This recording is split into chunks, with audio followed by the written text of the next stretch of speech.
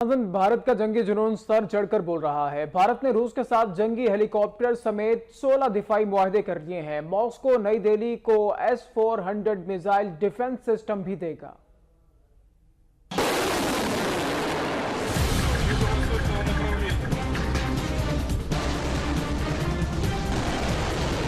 बहलाना फुसलाना नरेंद्र मोदी का वतीरा रहा है। जंगी जुनून में मुब्तला भारत ने ताकतवर रूस की खुशामद में कोई कसर न छोड़ी। ब्रिक्स कॉन्फ्रेंस से पहले मोदी ने रूसी सदर व्लादिमीर पुतिन की खुशामद की इंतहा कर दी। भारतीय वज़ीर-ए-आज़म ने मीठी छुरी चलाते हुए रूस को अरबों डॉलर्स के मुआहदे पर राजी कर लिया।